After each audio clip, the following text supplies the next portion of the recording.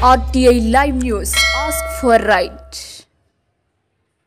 RTI Live News की स्वागతం.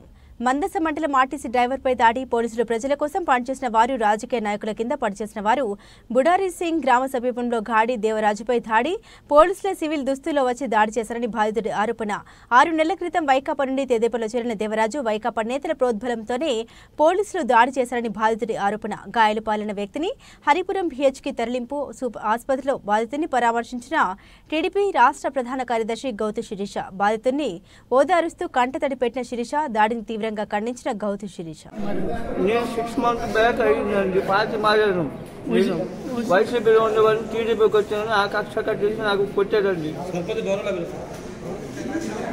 సురేష్ పాలనకి సరిపోతుంది బుడాసింగ్ ఆయన వరుస తీస్తున్నది నాకు వార్నింగ్ ఇచ్చాడు నువ్వు వైసీపీలో ఉండకపోతే నీకు ఏదో రోజు నీ ప్రాణం తీసేస్తున్నానని చెప్పాడండి నాకు ఇవాళ ఇలాగ జరిగింది ఆ చేసిన ప్లాన్ ఇవ్వద్దు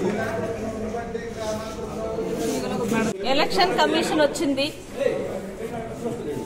ఇప్పటి వరకు పోలీసుల మీద లేని నమ్మకం కొంచెం కుదురుతుంది అనే సమయంలో మా పలాస నియోజకవర్గంలో మందసాలో ఇలా జరిగిన దాడి మాత్రం ఊహించలేదండి. ఇప్పుడు ఇక్కడున్న సోదరుడు చెప్తున్నా అక్కడున్న సురేష్ పాణిగ్రహి అనే పేరు మాత్రం గత 4.5 సంవత్సరాలుగా టీడీపీ నాయకుల్ని టీడీపీ క్యాడర్ని మందసా చాలా ఇబ్బంది పెడుతూనే ఉన్నాడు. ఎలాంటి నీచుడంటే 2019కి ముందు తెలుగుదేశం అధికారంలో ఉన్నప్పుడు పార్టీలోకి వస్తామని చెప్పి తెలుగుదేశంతో పనులు చేయించుకున్న ఈ పెద్ద మనిషి సురేష్ పాణిగ్రహి 19 తర్వాత ఆ పార్టీలో ఉంటూ పార్టీ మారే వాళ్ళని దగ్గరకొచ్చి మీ పని పడతాము అని చెప్పి వార్నింగ్లు ఇస్తుంటే ఎన్నోసార్లు సురేష్ పాణిగ్రహి గురించి మేము గతంలో ఉన్న పోలీసులు కంప్లైంట్ ఇస్తూనే వచ్చాం. కానీ పోలీసులు మొన్నటి వరకు ఎలా ఉన్నారో ప్రజలకు చెప్పక్కర్లా. మేము వెళ్తే కంప్లైంట్లు మా మీదే తిరిగి కేసులు పెట్టే పోలీస్ స్టేషన్లు మొన్నటి వరకు ఉన్నాయి.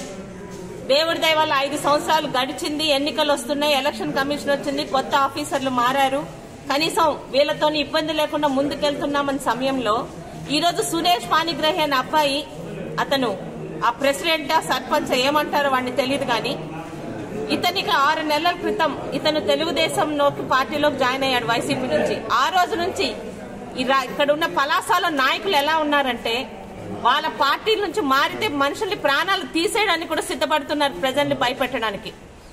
6 నెలల నుంచి ఈయనకి థ్రెట్ ఇస్తూనే ఉన్నారు, నువ్వు పార్టీ మారావి వెనక్కి రాకపోతే నీ అంతు చూస్తానని. అయితే ఈ రోజు అత్యంత దురదృష్టకరం ఏంటంటే వాడి చెప్పు చేతల్లో అక్కడున్న పోలీసులు వీళ్ళ మీద దాడి చేయడం అనేది ఇప్పటికీ నమ్మలేకపోతున్నాము. కానీ చాలా షాకింగ్ గా ఉంది.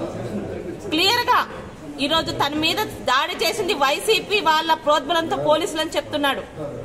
ఎంత ధైర్యం ఉంటే 4:30కి అక్కడున్న ఎస్ఐ గారికి చెప్పకుండా పోలీసులు అక్కడ డ్యూటీకి వెళ్లుంటారు.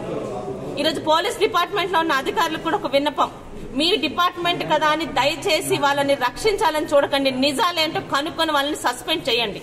మీ డిపార్ట్మెంట్ మీద ఇప్పుడు నమ్మకం కుదురుతుంది, ఆ నమ్మకం ఇంకా పూర్తిగా పోతుంది ఎన్నికల్లో కూడా. ఈ రోజు మేము చెప్పగలిగితే అతను వైసీపీ వాళ్ళ మీద చెప్తాడు కదా, పోలీస్ డిపార్ట్మెంట్ మీద ఎందుకు చెప్తున్నాడండి? ఎందుకు పోలీస్ డిపార్ట్మెంట్ మీద తనకి కోపం? తనను కొట్టింది ఎవరో కూడా తను గుర్తుపట్టలేడా? ఈ రోజు చెప్తుంటే పోలీస్ వాళ్ళు మీ డిపార్ట్మెంట్ కాబట్టి ఎలాంటి తప్పులు చేసినా మీరు వాళ్ళని కాపాడాలనుకోవడం మీ సహజం. కానీ మా కార్యకర్తలు జోలికి వస్తే కూడా ఈ టైంలో కూడా ఇంకా మేము భరించలేము. ఇప్పటి వరకు మీ ఆట సాగింది. నిజాయితీ ఉంటే పోలీస్ డిపార్ట్మెంట్ లో ఎలక్షన్ కమిషన్ పనిచేస్తుంటే ఎలక్షన్ డ్యూటీలో ఎవరు తప్పు చేసినా వాడు మంత్రి అయినా ముఖ్యమంత్రి అయినా లాగి లోపలేస్తా ఉన్న మీ మాటలు నిజమైతే ఈ రోజు తన మీద దాడి చేసిన వాళ్ళని తను గుర్తుపట్టాడు, పేర్లతో సహా వాడి ఫోటోలతో సహా మీకు ఇచ్చాడు. ఇమీడియట్ గా వాడిని సస్పెండ్ చేసి మీ పోలీస్ డిపార్ట్మెంట్ నిజాయితీగా ఉందని నిరూపించుకోండి. లేదంటే ఏదో ఎన్నికల్లోని వీళ్ళు మారారు మాకు సహకరిస్తారు అనుకుంటున్న మేము ఈ రోజున ఇంకా పోలీసుల మీద నమ్మకం పూర్తిగా పోతుంది. ఎంత దారుణంగా కొట్టారు డ్యూటీ వెళ్తున్న వాళ్ళకి. ఆర్టీసీ యూనియన్లు కనిపించట్లేదా ఈరోజు? మరి పలాస ఎలాంటి ప్రమాదంలో ఉందంటే ఇక్కడ ఉన్న పశువుల మంత్రి అప్పలరాజు గారు గాని వాడిని చూసుకొని వాళ్ళ తాలూకా మనుషులు కూడా ఈరోజు సర్పంచ్ ఇంత దాడి చేయించడం అంటే రేపు దీన్ని చంపేస్తారా? పోలీస్ డిపార్ట్మెంట్ మారిందని నిరూపించుకోకపోతే నష్టపోయేది మీరే. మిమ్మల్ని ఎవరు నమ్మరు, గౌరవం కూడా ఇవ్వరు. అతను చాలా స్పష్టంగా ఎవరు కొట్టారో వాడి ఫోటోలతో సహా మఫ్టీలో వెళ్లి కొట్టడం ఏంటండి?